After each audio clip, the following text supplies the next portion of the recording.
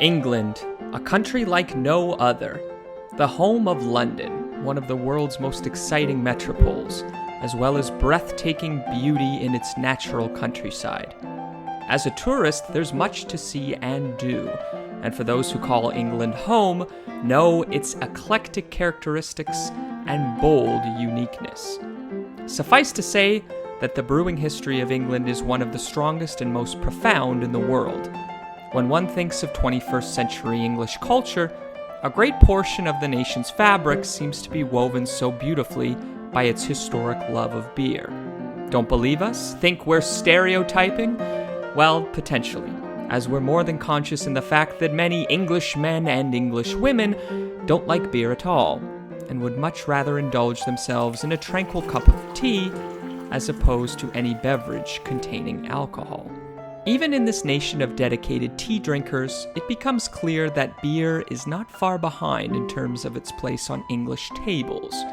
When one saunters through the busy streets of London, or the small towns scattered across the British Isles, it's never too difficult to find a cozy pub ready and willing to wet their thirsty client's whistle.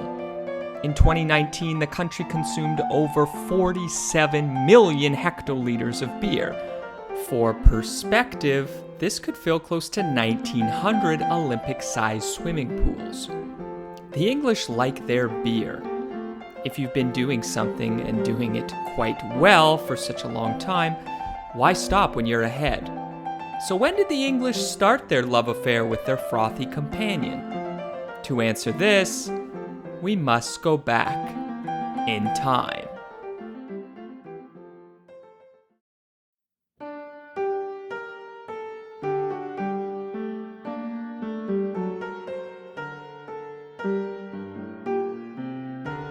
England can boast about its strong beer culture, as its brewing pedigree goes back certainly beyond 2,000 years. The first record of a brewer existing in England is that of Atractus Cervicerius, around 100 AD. These records show Atractus selling his beer to Roman soldiers occupying what we now know today as northern England. However, it's widely believed that England's brewing heritage spanned well before Roman occupation, and was a product of a broader Celtic tradition. With the greater quantity of written evidence in the last millennium, we know that beer became increasingly available in England in the Middle Ages, and probably also served as a large supply of a typical English citizen's daily caloric intake. Early English traditions would have individuals consuming beer from inns and taverns, where the beer was typically made on site. As we draw near to the flourishing age of the Industrial Revolution, it became more common for drinking establishments to sell commercially brewed beer. These technological and mechanical advances brought about the ability to experiment and innovate. Perhaps the most enjoyed English beer in the 1700s was that of the porter, a dark, rich ale that could be mass-produced and fermented at commercial breweries, as opposed to being sent out prematurely to have the fermentation process be the responsibility of those businesses that purchased the beer. The expansion of the British Empire, to which England served its principal component, had perhaps one of the greatest impacts on popularizing and commercializing beer around the globe. In its height, the British had seized control of the greatest portion of land out of any empire in history, and thus made British subjects of almost a quarter of the world's population. This created great opportunity to English brewers, particularly with exporting their prized commodity all across the empire and the world. In order for the British military to quench the thirst of its soldiers serving in modern-day India in the late 18th and early 19th century, prominent English brewers had a logistics problem. The porter-style ale served as the preferred drink of the day. However, to send such a style on the arduous journey from the English shores to South Asia meant you would need it to stay fresh for the entire voyage. It did not take the cunning English brewers very long to surmise that all one would need to do is add additional preservatives to the beer in order for it not to spoil. Germans had already discovered the magical hop plant that, when added to beer, would give it a much longer shelf life.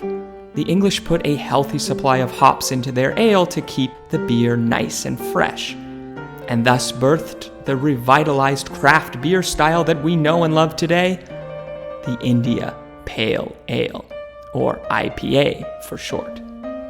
The beginning of the 20th century brought mass-scale war and a rising temperance movement, resulting in higher rules and restrictions for beer sold in England and Britain's overseas territories. Like global trends of mass-scale industrialization, macro brewing took hold into the middle and late portions of the century, and the dominance of brewing lagers over ales changed the drinking climate in its entirety.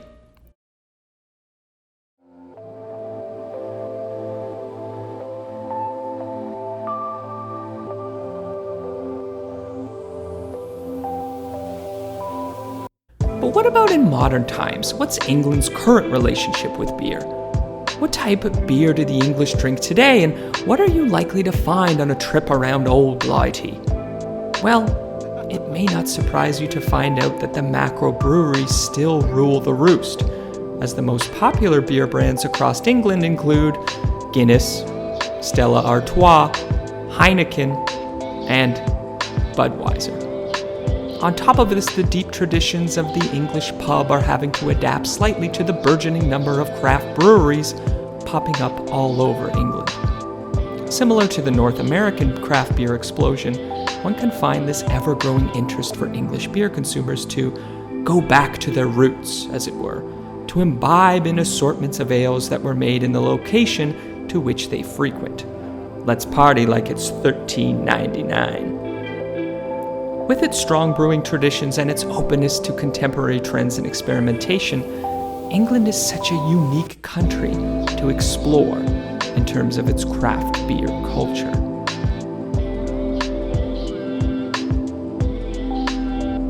Be sure to subscribe and check out our next episode where we showcase one of Europe's beer titans, Germany. Thanks very much for watching, and remember, craft beer is here.